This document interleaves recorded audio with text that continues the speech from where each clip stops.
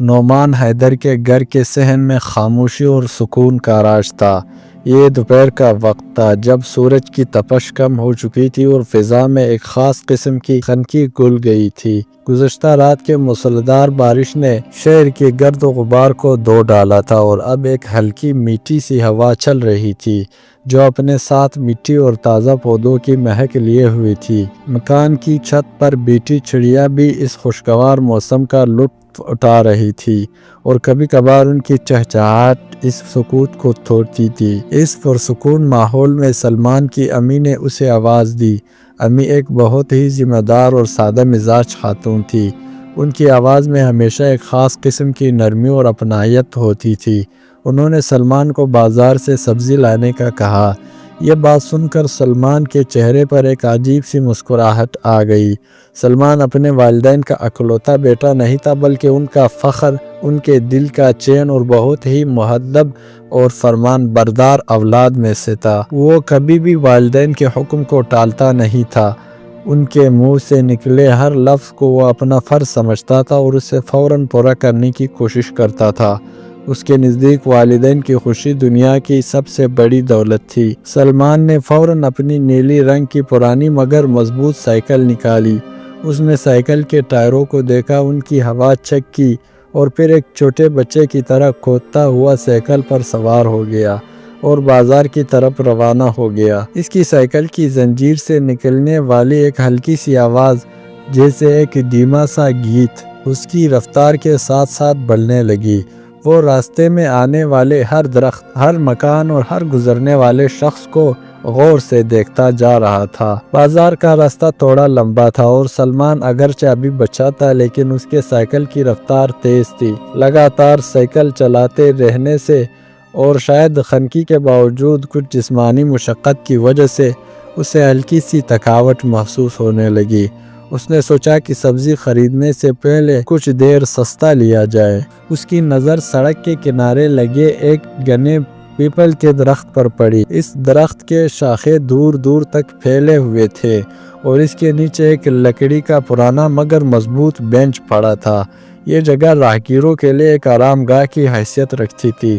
سلمان نے اپنی سائیکل کو درخت کے تنے کے ساتھ احتیاط سے کھڑا کیا تاکہ وہ گر نہ جائے اور خود جا کر بینچ پر بیٹھ گیا۔ اس نے ایک گہرا سانس لیا اور آسمان کی طرف دیکھا۔ نیلے آسمان پر سفید بادلوں کی ٹکڑے ایسے لگ رہے تھے جیسے کوئی مصور اپنا کینوس پر برش چلا رہا ہو۔ یہ فطرت کا ایک ایسا نظارہ تھا جو ایک تھکے ہوئے مسافر کو دلی سکون بخشتا ہے۔ اسی لمحے اس کی نگاہ بینچ کے بالکل قریب زمین پر پڑی، ایک چیز پر پڑی۔ یہ ایک پرانا پرس تھا۔ پرس کی چمڑی جگہ جگہ سے گھس چکی تھی لیکن مجموعی طور پر اس کی حالت ابھی بھی قدرے بہتر تھی۔ پہلی نظر میں سلمان کو لگا کہ یہ کسی بڑے کا پرس نہیں بلکہ شاید کسی عورت یا بچے کا پرس ہوگا۔ سلیمان کے ذہن میں فوراً اپنی چھوٹی بہن مریم کا خیال آیا۔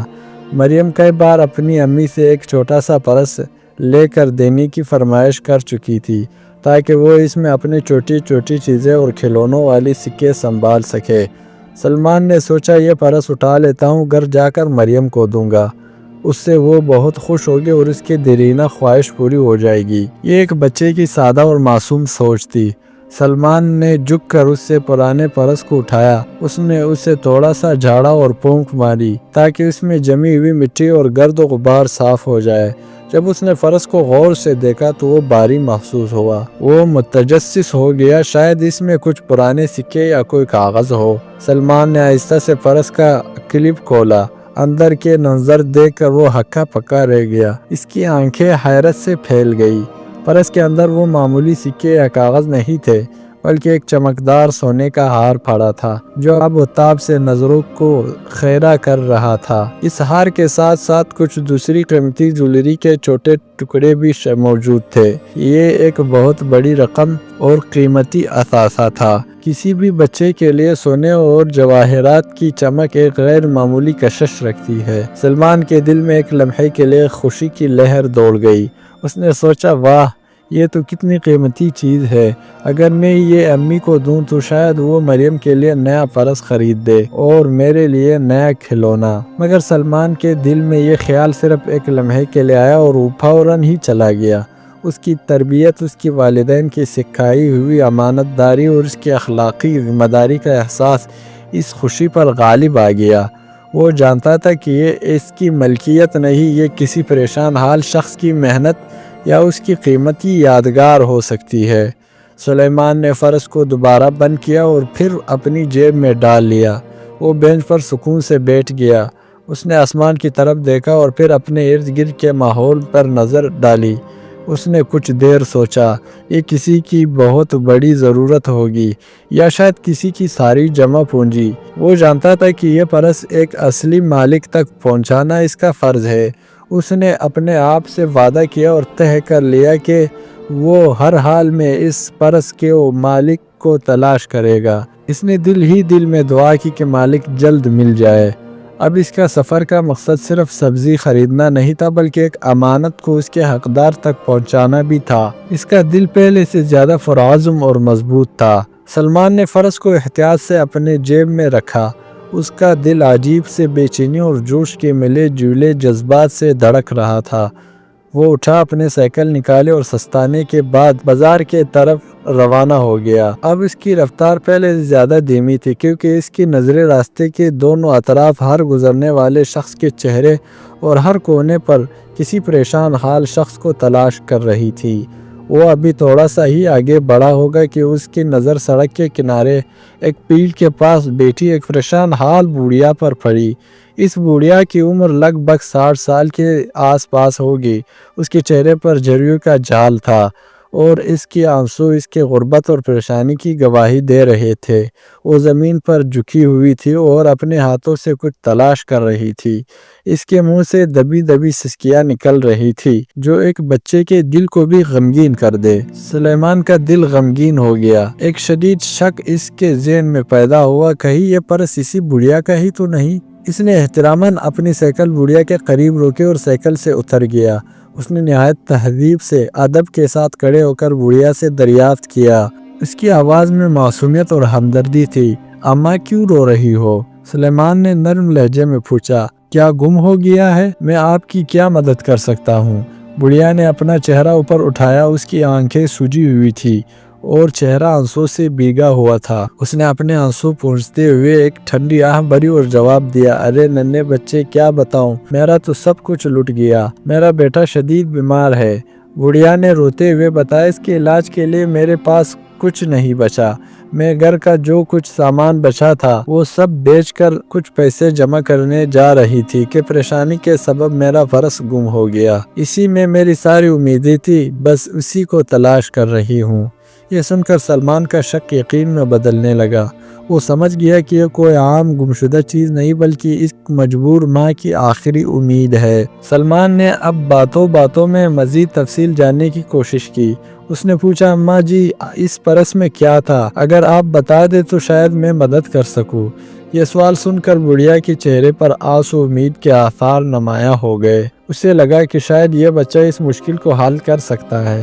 اس نے جلدی سے جواب دیا اور ایک آواز میں ایک خاص قسم کی بےتابی تھی، بیٹا، میرے جہیز میں جو کچھ سامان ملا تھا وہ تو سارا ایک ایک کر کے بک گیا، مگر ایک قیمتی ہار بچا تھا اور کچھ اور زیورات۔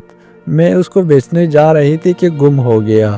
وہ ہار میرے شوہر کی آخری نشانی تھی، مگر بیٹے کی جان اس سے زیادہ قیمتی ہے۔ جیسے ہی بڑھیا نے ہار کا سلمان کو پورا یقین ہو گیا کہ اسی ہار کا اصل مالک مل گیا ہے۔ اس کی نیک نیتی کی تلاش کامیاب ہو گئی تھی۔ اس کے دل کو ایک اطمینان اور سچی خوشی ملی۔ سلمان نے دیر نہیں لگائی، اس نے اپنی جیب میں ہاتھ ڈالا، احتیاط سے پرس کو نکالا اور اسی بڑھیا کی طرف بڑھاتے ہوئے کہا، اماں جی، یہ دیکھیں، یہی پرس تھا نا؟ بڑھیا کی نگاہیں جب اس پرس پر پڑی تو وہ فوراً پہچان گئی۔ اس کی آنکھوں میں آنسو تھے، مگر اب وہ غم کے آنسو نہیں بلکہ شکر اور خوشی کے آنسو تھے۔ وہ اٹھ کھڑی ہوئی، اس نے فرس کو اپنا ہاتھ میں لے لیا اور اسے سینے سے لگا لیا۔ وہ بڑھیا اپنی تمام غموں کو بھول کر اپنے ہاتھ جھولی کی طرح اٹھائے، آسمان کی طرف نگاہیں بلند کی اور سلمان کے لیے رو رو کر دعائیں مانگنے لگی۔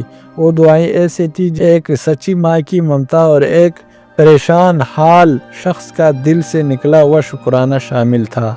سلمان کو بھی دلی خوشی ہوئی۔ اسے لگا جیسے آج اس نے دنیا کی سب سے بڑی دولت جیت لی ہے۔ اب اس بڑھیا کے بیٹے کا علاج ہو جائے گا۔ وہ اپنے نیک نیتی کا قرض ادا کر چکا تھا۔ اس نے بڑھیا کو سنبھالا اور کہا، اماں جی چلے، میں آپ کو بازار تک چھوڑ آتا ہوں۔ بڑھیا نے سلمان کا سر چوما اور اس کے ساتھ ہو لی۔ دونوں بازار کی طرف چل دیے۔ سلمان اپنے سائیکل آہستہ آہستہ چلا رہا تھا اور بڑھیا اس کے ساتھ ساتھ چل رہی تھی اور ہر قدم پر سلمان کی تعریفیں کر رہی تھی۔ وہ دونوں بازار پہنچنے والے تھے۔ صرف چند قدم کا فاصلہ باقی تھا کہ سلمان کے موبائل فون کی گھنٹی بجی۔ اس نے رک کر فون اٹھایا۔ دوسری طرف سے آنے والی آواز پریشانی اور گھبراہٹ سے بھری ہوئی تھی۔ آپ فوراً ہسپتال پہنچے۔ دوسری طرف سے ایک شخص نے تیز آواز میں بتایا، آپ کے بابا جان کا ایکسیڈنٹ ہو گیا ہے، حالت تشویشناک ہے۔ یہ سن کر سلمان کے پاؤں تلے زمین نکل گئی۔ اس کے ہاتھ سے فون چھوٹنے لگا۔ اس کی آنکھوں میں آنسو آ گئے اور وہ زور زور سے رونے لگا۔ اس کی آواز میں بے بسی اور خوف تھا۔ اس نے فوراً بڑھیا کی طرف دیکھا اور روتے ہوئے اسے ساری بات بتا دی۔ بڑھیا نے بچے کو گلے لگا لیا اور اسے تسلی دی۔ وہ بھی اس واقعے سے بہت غمگین ہوئے چونکہ ان کا بیٹا بھی اسی شہر کے اسپتال میں زیر علاج تھا۔ اس نے فوراً سلمان کا ہاتھ پکڑا اور کہا، گھبراؤ مت بیٹا، میں تمہارے ساتھ ہوں، ہم فوراً اسپتال چلتے ہیں۔ دونوں نے بازار کا ارادہ ترک کیا اور اسپتال کی طرف دوڑ لگا دی۔ اسپتال پہنچ کر منظر بہت پریشان کن تھا۔ ڈاکٹر اور نرسوں کا ہجوم تھا۔ وہاں سلمان کی امی بھی موجود تھی، وہ جو رو رو کر بے حال ہو رہی تھی۔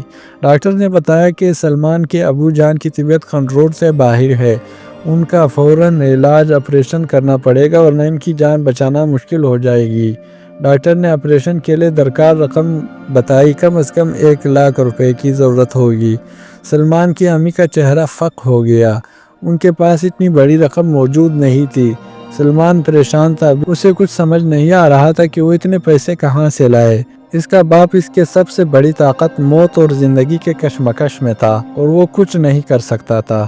اسی پریشانی کے عالم میں جب وہ ہر طرف اندھیرا تھا، امید کی ایک کرن بڑھیا کی صورت میں نمودار ہوئی۔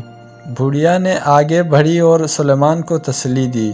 اس نے سلمان کے کندھے پر ہاتھ رکھا اور اسے کہا، یہ لو بیٹا۔ بڑھیا نے اپنا پرس نکالا اور ہار ایک اور زیورات کو سلمان کی طرف بڑھا دیا۔ یہ ہار بیچ دو اور اپنے ابو کا علاج کراؤ۔ اس کی آواز میں ماں جیسی ممتا اور غیر معمولی قربانی کا جذبہ تھا۔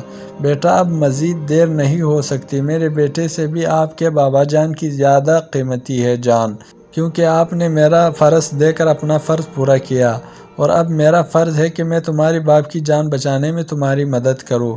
میں اللہ پر بھروسہ کرتی ہوں۔ یہ بڑھیا کی نیک نیت، احسان مندی اور شفقت کا معجزہ تھا۔ سلمان کی امی اور سلمان دونوں حیران تھے۔ انہوں نے بڑھیا کو دعائیں دی۔ فوراً اسے ہار اور جلو کے قریبی جویلر سے بیچا گیا۔ وہ تمام سامان 2,00,000 روپے میں بکا۔ یہ رقم آپریشن کے لیے کافی تھے۔ سلمان نے فوراً اپنے ابو جان کا آپریشن کروایا۔ آپریشن کامیاب رہا اور چند گھنٹوں بعد ڈاکٹر نے بتایا کہ خطرہ ٹل گیا ہے۔ سب سے اچھی بات یہ ہوئی کہ آپریشن کے بعد جو رقم بچی وہ سلمان نے فوراً اماں جی کو لوٹا دی۔ اس رقم سے بڑھیا کے بیٹے کے علاج کے بہترین بندوبست ہو گیا۔ اسی طرح دو عظیم نیکیاں یکجا ہوئی، سلیمان کی امانت داری اور بڑھیا کی احسان مندی اور قربانی۔